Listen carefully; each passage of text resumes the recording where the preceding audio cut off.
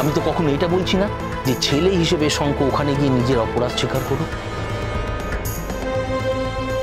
আমি শুধু এটাই বলতে চাইছি যে একজন সিনিয়র শিক্ষককে একজন জুনিয়র শিক্ষক যদি এইটুকু রেসপেক্ট না দিতে পারে, তাহলে কিন্তু শুধু আমাদের কলেজে নয়, কালকে অন্যান্য কলেজে, অন্যান্য বিশ্ববিদ্যালয়ে এই আন্দোলন ছড়িয়ে পড়বে। সেটা কিন্তু আমাদের সবার জন্য ভালো হবে না। ব্যাস, আমার এইটুকুই বলার ছিল।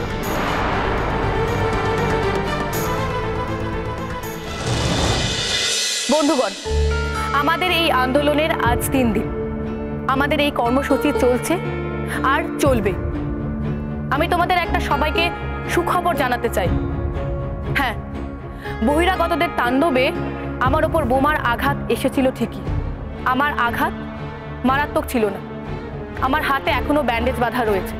ডাক্তার আমাকে 7 দিন রেস্ট নিতে বলা সত্ত্বেও, ইনফেকশন হওয়ার চান্স আছে এটা বলা সত্ত্বেও আমি রেস্ট নিতে পারিনি। কারণ আমার বন্ধুরা যারা এক ডাকে আমার এই আন্দোলনে অংশগ্রহণ করেছে, তারা সবাই এখানে উপস্থিত আছে। তারা কেউ এই আন্দোলন থেকে সরে দাঁড়ায়নি। কর্তৃপক্ষের চোখ রাঙানি, পুলিশের ধমক চমক, বহিরাগতদের তাণ্ডব, এসব কিছু উপেক্ষা করে তোমরা আমাদের এই আন্দোলন জারি রেখেছি। আর এই কথাও ঠিক, আমরা পুলিশের ঊর্ধ্বতম কর্তৃপক্ষের সঙ্গে দেখা করেছি। তিনি আমাদের সমস্ত কথা শুনেছেন। তিনি আমাদের এই বিষয়টাকে গুরুত্ব সহকারে দেখছেন। 2-1 দিনের মধ্যে হয়তো উনি তোমাদের সঙ্গে দেখা করতে আসবেন। আমি আশা করি তোমরা তাকে পূর্ণ সহযোগিতা করবে। তিনি যেমন আমাদের এই সহযোগিতার হাত বাড়িয়ে দিয়েছেন, আমরাও তাকে যেন সহযোগিতার হাত বাড়িয়ে দিতে পারি। তদন্তে পূর্ণ সহযোগিতা না থাকলে তদন্তের ফলাফল কখনো আশানুরূপ হয় না। এবার আমি তোমাদের সেই সুখবরটা শোনাবো, যে সুখবরটা শোনার জন্য তোমরা সবাই উন্মুখ হয়ে আছো। আমরা সবাই জানি ডক্টর অদিতি রায়চৌধুরী একজন জাতীয় শিক্ষক। তিনি ফিরে এসেছেন।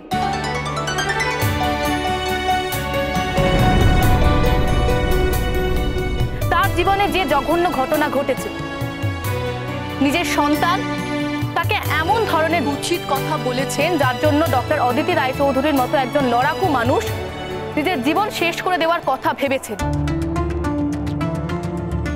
তিনি দিক বেদিক জ্ঞান শূন্য হয়ে নিজেকে শেষ করে দিতে চেয়েছিলেন।